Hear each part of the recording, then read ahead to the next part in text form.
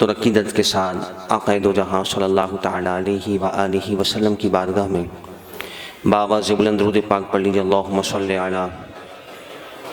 سیدنا و مولانا محمد معدن الجود والکرم وآلہ وبارک وسلم صلاۃ و سلام علیک یا سیدی یا مکی یا مدنی یا رسول اللہ۔ اللہ رب العالمین کا بے حد فضل، اسی کا کرم، اسی کی دی ہوئی توفیق سے ایک مرتبہ پھر صحت و عافیت کے ساتھ نماز جمعہ کے لیے ہم حاضر ہیں۔ اللہ تبارک و تعالی ہم تمام کا جمع ہونا اپنی پاک بارگاہ میں مقبول فرمائے، اور اسی طرح صحت و عافیت کے ساتھ زندگی کی آخری نمازیں بھی ہمیں خود چل کر مسجد میں ادا کرنے کی رب العالمین توفیق نصیب فرمائے۔ گزشتہ جمعہ المبارک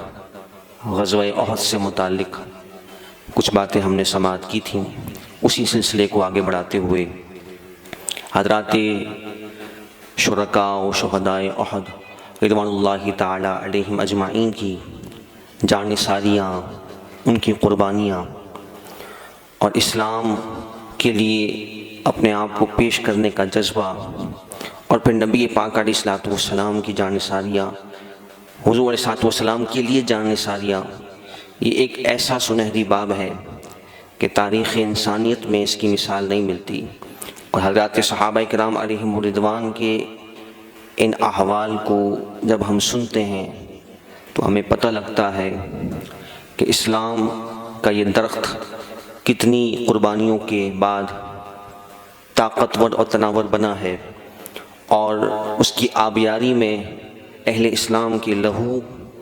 کو کس طرح سے شامل کیا گیا،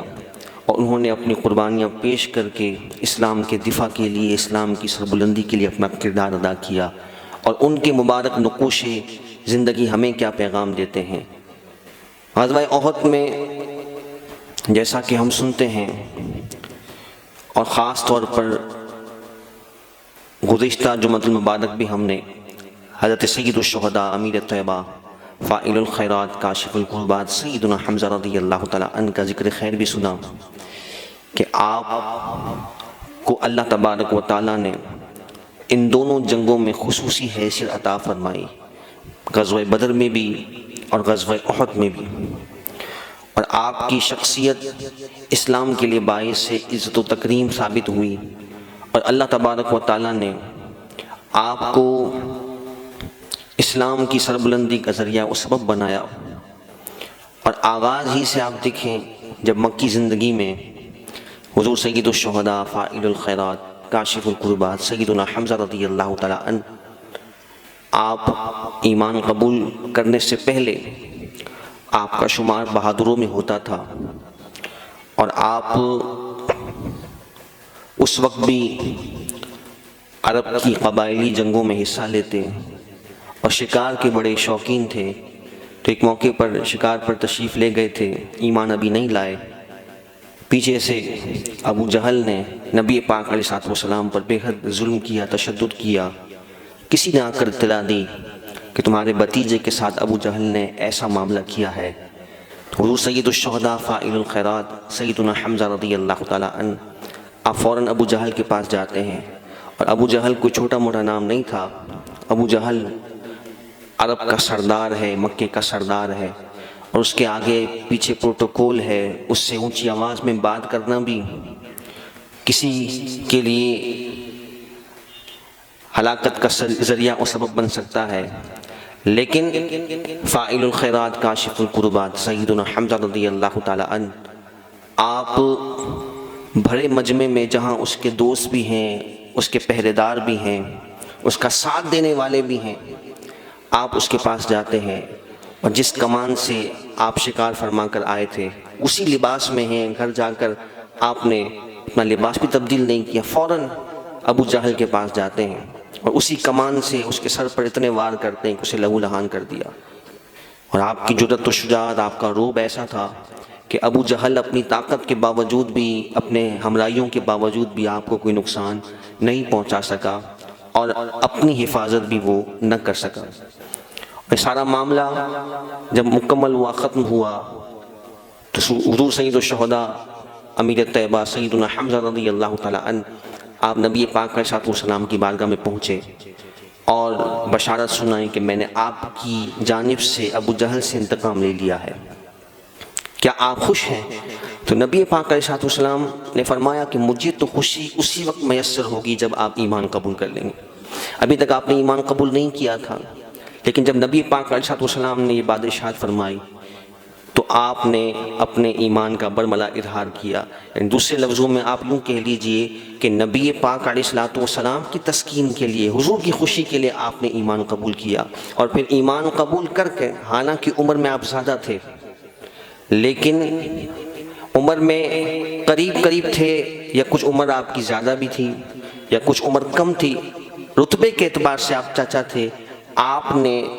جیسے ہی ایمان قبول کیا ساتھ ہی اطاعت و غلامی بھی قبول کر لی، اور ایسی شاندار آپ نے اطاعت کا اظہار کیا کہ پھر وہ دن ہے اور آپ کی شہادت کا دن ہے۔ اس دوران آپ نے ہر معاملے میں اسلام کے لیے اپنے آپ کو پیش رکھا، اور اسلام کی آپ گویا کہ سربلندی کا ذریعہ اور سبب بنے۔ اور پھر آپ کی جرأت و شجاعت کے واقعات جو ہم اکثر سنتے رہتے ہیں، چاہے وہ بدر کا موقع ہو، چاہے وہ احد کا موقع ہو، اور پھر کس ظلم و تشدد کے ساتھ آپ کو شہید کیا گیا، یہ بھی ایک آپ کی خصوصی شان اور خصوصی فضیلت کا سبب ہے کہ نبی پاک علیہ السلام نے اتنے غم کا اظہار، صحابہ کہتے ہیں کہ کسی کے انتقال پر نہیں فرمایا کہ جتنا حضور سید الشہداء سیدنا حمزہ رضی اللہ تعالیٰ عنہ کے وصال پر آپ کو غم ہوا۔ پھر آپ دیکھیں اسی غزوہ احد میں ایک اور شہسوار حضرت سیدنا حنظلہ رضی اللہ تعالیٰ عنہ، جنہیں غسیل الملائکہ کا لقب ملا۔ حضرت حنظلہ وہ خوش نصیب صحابی ہیں کہ جن کو رشتہ ازدواجی میں منسلک ہوئے صرف ایک رات ہوئی ہے، آپ کی شادی کو ایک رات گزری ہے، اور صبح جو ہے وہ نبی پاک علیہ السلام کا منادی آ جاتا ہے، اور آپ شوق شہادت میں، جذبہ جہاد میں، آپ میدان احد میں تشریف لے جاتے ہیں، جام شہادت نوش فرماتے ہیں۔ اور جام شہادت جب نوش کیا تو نبی پاک علیہ السلام نے صحابہ کو حکم دیا کہ حنظلہ کے جسم کو تلاش کرو۔ صحابہ تلاش کر رہے ہیں، جسم نہیں مل رہا۔ کافی دیر بعد، یہ بخاری شریف میں پورا واقعہ حضرت حنظلہ کی شان میں بیان ہوا، کافی دیر بعد جب حضرت حنظلہ کا جسم مبارک ملا تو آپ کے جسم میں اطہر سے پانی کے قطرے ٹپک رہے تھے۔ نبی پاک علیہ السلام نے ارشاد فرمایا کہ اسے فرشتے غسل دینے کے لیے آسمانوں پر لے کر گئے تھے، اور اسی مناسبت سے نبی پاک علیہ السلام نے آپ کو غسیل الملائکہ کا خطاب عطا فرمایا، لقب عطا فرمایا کہ یہ وہ خوش نصیب ہیں کہ جنہیں فرشتوں نے غسل دیا ہے۔ تو جب اللہ تبارک و تعالیٰ کی راہ میں کوئی پیش قدمی کرتا ہے، اسلام کے لیے اپنے آپ کو پیش کرتا ہے، تو پھر اسلام اس کی قربانیوں کو ضائع نہیں فرماتا، اس کے اعزاز کو ضائع نہیں فرماتا، بلکہ کئی گنا بڑھا کر اس کی شان و عظمت کو قیامت تک کے لیے لوگوں کے دلوں میں قائم و دائم فرما دیتا ہے۔ حضرت سیدنا مصعب بن عمیر رضی اللہ تعالیٰ عنہ، حضرت سیدنا مصعب بن عمیر وہ صحابی ہیں کہ جنہوں نے اسلام لانے سے پہلے بڑی شاہانہ زندگی گزاری، اور آپ بڑے مالدار گھرانے سے تعلق رکھتے تھے، بڑی قیمتی خوشبو آپ استعمال کیا کرتے، بڑا قیمتی لباس آپ پہنا کرتے تھے، اور جس جگہ سے آپ گزر جاتے لوگ آپ کی قیمتی خوشبو سے پہچان جاتے کہ یہ مصعب بن عمیر ہے۔ لیکن جب آپ نے ایمان قبول کیا تو آپ کے گھر والوں نے آپ کے ساتھ بائیکاٹ کیا، اور ایک چادر پر آپ آ گئے، اور پھر نبی پاک علیہ السلام جب ان کو دیکھا کرتے تو حضور کی آنکھوں سے بھی آنسو آ جاتے۔ اسلام کے لیے جو انہوں نے اتنی مشقت برداشت کی، اتنی تکلیف برداشت کی، کہ اتنا بہترین لائف سٹائل چھوڑ کر اللہ کی رضا کے لیے، اسلام کی حقانیت کو تسلیم کرتے ہوئے، ان سب کچھ چھوڑ چھاڑ کر اپنی آخرت کو ترجیح دیتے ہوئے انہوں نے ایمان قبول کیا۔ اور پھر غزوہ احد کے اس موقع پر نبی پاک علیہ السلام نے انہیں اعزاز سے بھی نوازا اور انہیں اسلام کا جھنڈا عطا فرمایا، اور ایک دستے کی قیادت حضرت سیدنا مصعب بن عمیر رضی اللہ تعالیٰ عنہ کو عطا فرمائی۔ اور یہی حضرت مصعب بن عمیر رضی اللہ تعالیٰ عنہ ہے کہ جن کے دونوں بازوؤں کو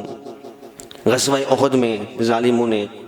گویا کہ کاٹ دیا، اور انہوں نے اس طرح سے جام شہادت نوش کیا۔ اور پھر یہی وہ مصعب بن عمیر ہے میں صحابہ کرام علیہم رضوان کی جان ساریہ آپ کی گوش گزار کر رہا ہوں۔ اسلام کے لیے یہ وہ پیارے نفوس قدسیہ ہیں کہ جو کائنات میں حضرات انبیاء کے بعد سب سے زیادہ گویا کہ مقام و مرتبہ رکھنے والے ہیں، لیکن اسلام کے لیے کتنے شاندار انداز سے وہ اپنی خدمات کو، قربانیوں کو پیش کرتے ہیں، اور انہوں نے جو ہے وہ جام شہادت نوش کیا۔ حضرت سیدنا مصعب بن عمیر یہ وہی صحابی ہیں جن کا میں نے آپ کو تذکرہ سنایا کہ اتنا قیمتی لباس پہنا کرتے تھے، لیکن جب آپ کی تدفین کا معاملہ ہوا تو دفن کے لیے کفن نہیں ہے، اور سر چھپاتے ہیں، ایک چادر ہے تو پیر کھل جاتے ہیں، پیر چھپاتے ہیں تو سر کھل جاتے ہیں، تو آپ کے سر مبارک کو جو ہے وہ چھپایا گیا، اور آپ کے پیروں پر وہ اذخر نامی گھاس رکھ دی گئی، اور اس سے چھپا کر آپ کے جسم مبارک کو گویا کہ دفن کیا گیا۔ یہ ہے قربانیاں اسلام کے لیے ان اصحاب کرام رضوان اللہ تعالی علیہم اجمعین کی۔ پھر آپ دیکھیں حضرت سیدنا ثابت بن دحدہ رضی اللہ تعالی عنہ، آپ انصاری صحابی ہیں، اور جب یہ خبر مشہور ہوئی کہ نبی پاک علیہ الصلوۃ والسلام کو شہید کر دیا گیا ہے، تو آپ اپنے انصار کے قبیلے کے اور دیگر افراد کے درمیان آپ تشریف لے گئے، اور آپ نے سب کو مخاطب کر کے فرمایا کہ اگر بالفرض نبی پاک علیہ الصلوۃ والسلام شہید بھی ہو گئے ہیں تو تم کیوں ہمت ہار گئے ہو؟ اللہ تبارک و تعالیٰ تو زندہ ہے، تم لوگ اٹھو اور تم اللہ تبارک و تعالیٰ کے دین کے لیے جب جہاد کرنے کے لیے نکلے ہو تو پھر تمہیں اس بات کی پرواہ نہیں ہونی چاہیے کہ ہماری جان کی کیا وقت ہے، کیا حیثیت ہے۔ آپ اپنے چند انصار صحابہ کو ساتھ لیتے ہیں، آپ نے دیگر لوگوں کو حوصلہ دلایا، اور پھر آپ خود جام شہادت نوش کرتے ہوئے کفار کے لشکر میں بڑے شاندار طریقے سے جہاد فرماتے ہوئے جام شہادت کو نوش کرتے ہیں۔ اسی طرح حضرت سیدنا عمر بن جموع انصاری، یہ وہ صحابی ہیں کہ جو معذور تھے، چلنے پھرنے سے آپ معذور تھے، ایک ٹانگ سے آپ جو ہے وہ چلا کرتے تھے، لیکن جذبہ دیکھیے، جانثاری کا عالم دیکھیے کہ جب اعلان ہوا جہاد کے لیے، حالانکہ قرآن مجید فرقان حمید نے جو معذور ہیں ان کو استثناء دیا ہے، لیس علی الاعمى حرج ولا علی الاعرج حرج ولا علی المریض حرج، کہ جو نابینا ہے، جو معذور ہے، اس کو شریعت مطہرہ بہت سارے معاملات میں استثناء دیتی ہے، اسے ایکسیپشنل کر دیتی ہے، لیکن جو جذبہ جہاد ہے، شوق شہادت ہے، جو عشق ہے، اسلام کی سربلندی کے لیے اپنے آپ کو پیش کرنے کا جو ولولہ ہے، حضرت سیدنا عمر بن جموع انصاری رضی اللہ تعالیٰ عنہ، آپ معذور ہیں، آپ خود بھی جنگ میں شامل ہوتے ہیں اور اپنے 4 بیٹوں کو بھی لے کر آتے ہیں، اور اپنے ایک بیٹے کے کندھے کے سہارے آپ جہاد لڑ رہے ہیں۔ آپ نے خود بھی جام شہادت نوش کیا، اور آپ کے شہزادے نے بھی جام شہادت نوش کیا، اور آپ یہ فرمایا کرتے تھے کہ میں یہ چاہتا ہوں کہ جس طرح دنیا میں معذوری کے ساتھ چلتا ہوں، اسی طرح چل چل کر میں جنت میں پہنچ جاؤں۔ اور پھر آپ کا یہ انداز تھا کہ آپ نے گھر سے نکلتے ہوئے یہ کہا تھا کہ میں اللہ تبارک و تعالیٰ کی رضا کے لیے جا رہا ہوں، مجھے اپنے گھر واپس لوٹنا نصیب نہ ہو۔ ایک تو ہم ہیں کہ گھر سے نکلتے ہیں اور ہمیں سکھایا بھی یہی گیا کہ ہم عافیت کی دعا کر کے اور دعائیں پڑھ کے اور اللہ تعالیٰ کی پناہ طلب کرتے ہوئے گھر سے باہر جائیں، لیکن یہ صحابہ کا انداز ہے جب گھر سے نکل رہے ہیں، اللہ تبارک و تعالیٰ کے دین کی سربلندی کا مقصد ہے، تو اب ان کی خواہش یہ ہے کہ ہمیں شوق شہادت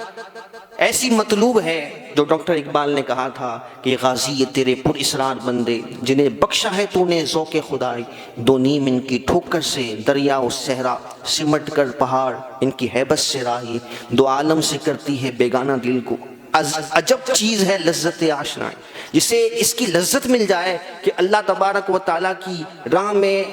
جام شہادت نوش کرنا اور اللہ تعالیٰ کے دین کی سربلندی کے لیے نکلنا، یہ کتنا بڑا اعزاز ہے جسے یہ لذت آشنائی میسر آ جائے۔ تو حدیث مبارکہ میں نبی کریم علیہ السلام نے کیا فرمایا کہ میدان محشر میں اللہ تبارک و تعالیٰ جب شہداء کو اعزازات عطا فرمائے گا، جنت میں مقامات عطا فرمائے گا، تو ان سے پوچھا جائے گا کہ اب کوئی ایسی حسرت باقی رہ گئی ہو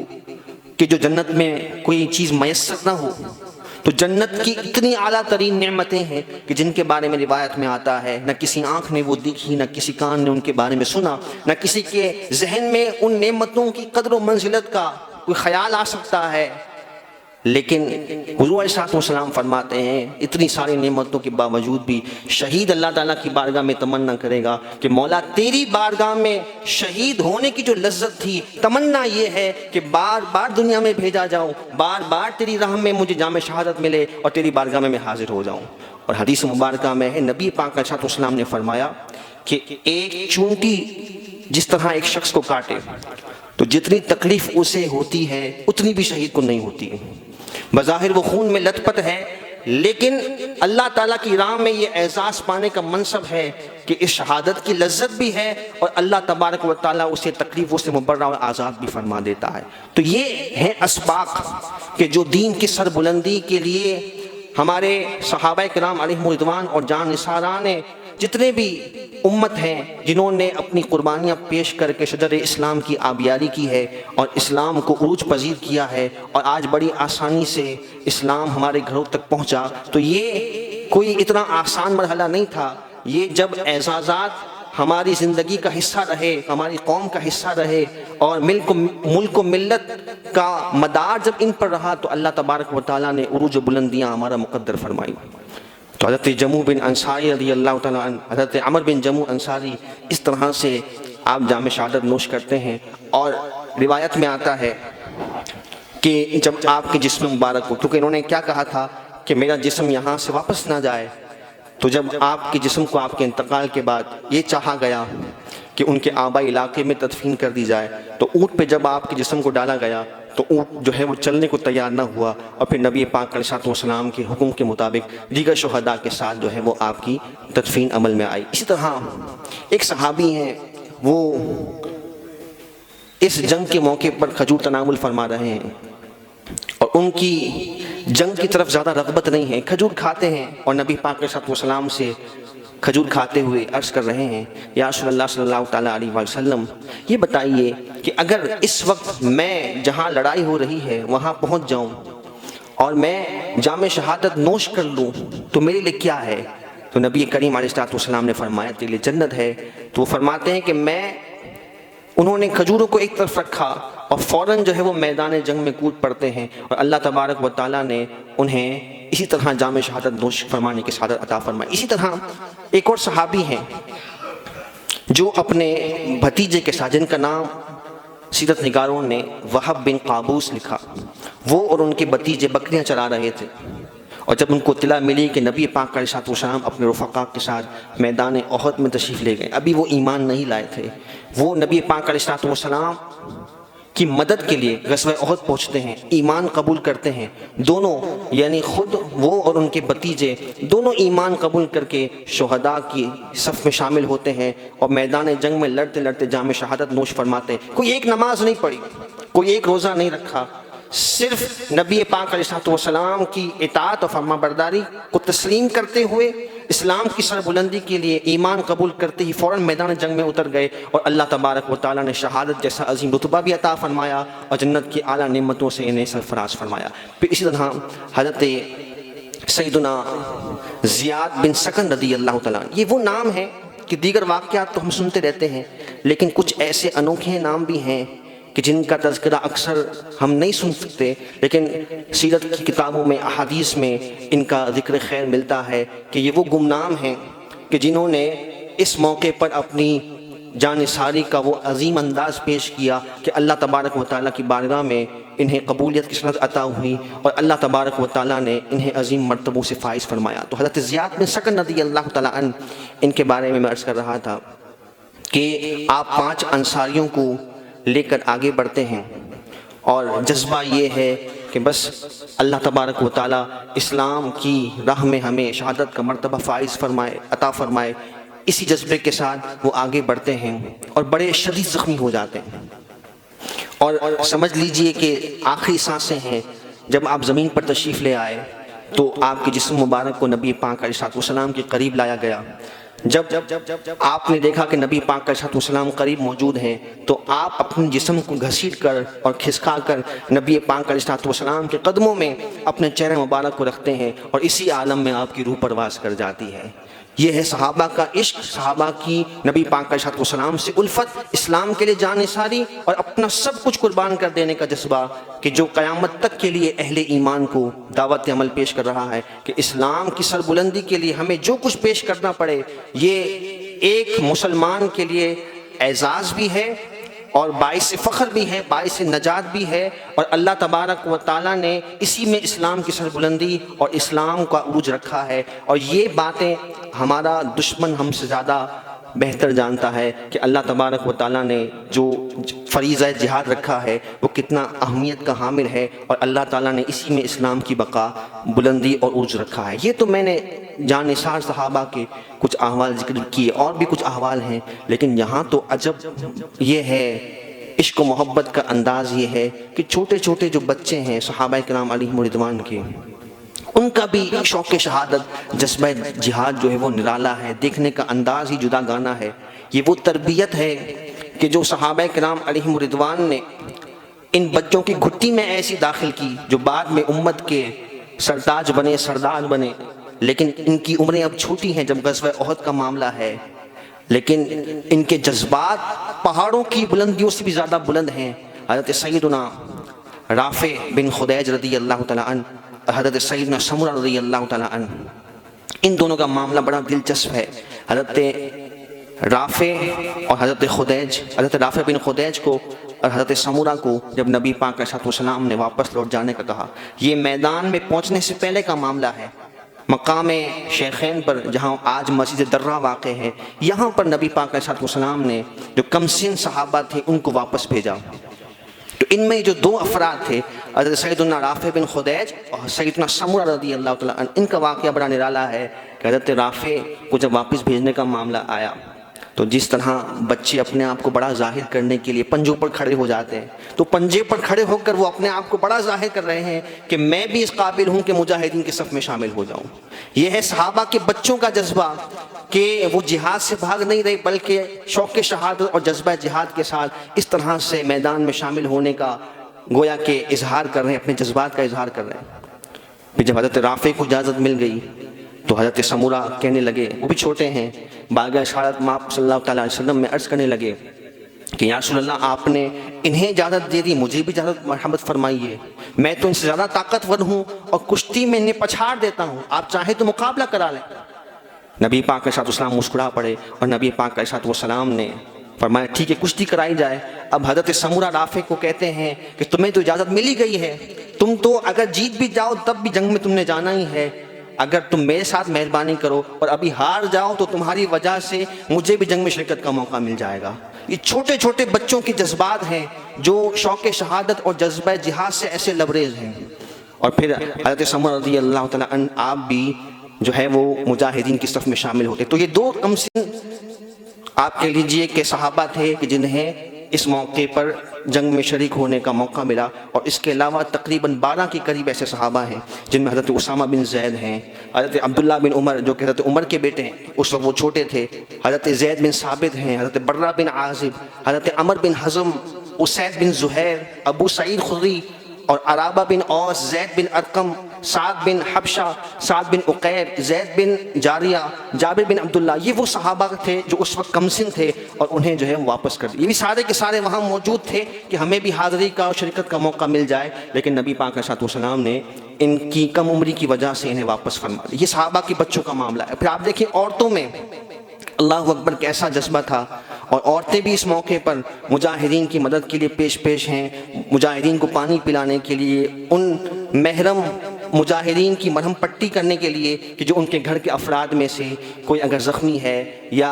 کسی کو کوئی تکلیف ہے، کوئی حاجت ہے، تو ان کی ضروریات کو پورا کرنے کے لیے موجود ہیں۔ اور خاص طور پر ان خواتین میں حضرت سیدہ ام عمارہ رضی اللہ تعالیٰ عنہ کا نام بڑا نرالا ہے کہ آپ جو ہیں وہ نہ صرف یہ کہ دیگر ضروری کاموں میں مدد فرما رہی ہیں، بلکہ آپ نے باقاعدہ اپنے جسم مبارک کو چھپا کر ان کفار سے مقابلہ بھی کیا، اور ایک کفار کی ٹانگ پر آپ نے اتنا گہرا حملہ کیا کہ وہ لنگڑاتا ہوا سر کے بل گھسیٹتا ہوا وہاں سے بھاگا۔ یہ حضرت سیدہ ام عمارہ جو کہ خاتون ہیں، لیکن غیرت ایمانی، حرارت ایمانی ایسی ہے کہ جب نبی پاک علیہ الصلوۃ والسلام پر وہ بدبخت حملہ آور ہوا تو آپ نے تلوار کا وار کر کے اسے بھاگنے پر مجبور فرمایا۔ اور پھر انہی خواتین میں ایک خاتون ہے بنو دینار قبیلے کی۔ آخری بات، بہت سارے اور صحابہ کے بھی احوال ہیں۔ یہ غزوہ احد کے وہ انمول ہیرے ہیں کہ جنہوں نے ایک تاریخ رقم کر دی، قربانیاں پیش کر کے، جانثاریاں پیش کر کے۔ تو بنو دینار کی خاتون ہیں جن کے شوہر بھی غزوہ احد میں شریک ہوئے، جن کے بھائی بھی شریک ہوئے، شہید ہو گئے، جن کے والد بھی شہید ہو گئے۔ 3 معزز ترین رشتے، شوہر بھی، بھائی بھی اور والد بھی، یہ جام شہادت نوش کر گئے۔ اور جب ان کو اطلاع ملی مدینہ منورہ میں کہ نبی پاک علیہ الصلوۃ والسلام کو معاذ اللہ شہید کر دیا گیا ہے، تو وہ بھاگتی ہوئی وہاں سے آئیں مدینہ منورہ میں۔ اور جب وہ آ رہی تھیں تو ان کا جسم مبارک حجاب میں ڈھکا ہوا تھا، تو اس وقت انہوں نے ایک تاریخی جملہ یہ ارشاد فرمایا تھا۔ کسی نے کہا کہ تمہارے باپ بھی شہید ہو گئے، تمہارے والد بھی شہید ہو گئے، تمہارے شوہر بھی شہید ہو گئے۔ تو انہوں نے کہا کہ سب چھوڑیے، مجھے یہ بتائیے کہ نبی پاک علیہ الصلوۃ والسلام کس کیفیت میں، ما فعل رسول اللہ صلی اللہ تعالیٰ علیہ وآلہ وسلم، رسول اللہ صلی اللہ تعالیٰ علیہ وآلہ وسلم کس کیفیت میں ہے۔ اور مجھے یہ اطلاع ملی ہے کہ معاذ اللہ نبی پاک علیہ الصلوۃ والسلام کو شہید کر دیا گیا ہے۔ تو جب وہ خاتون کو، جب انہیں یہ بتایا گیا کہ نبی پاک علیہ الصلوۃ والسلام جو ہے وہ محفوظ ہیں، اور آپ علیہ الصلوۃ والسلام کے متعلق جو خبر پھیلائی گئی تھی جھوٹی خبر تھی، تو سیدہ بنو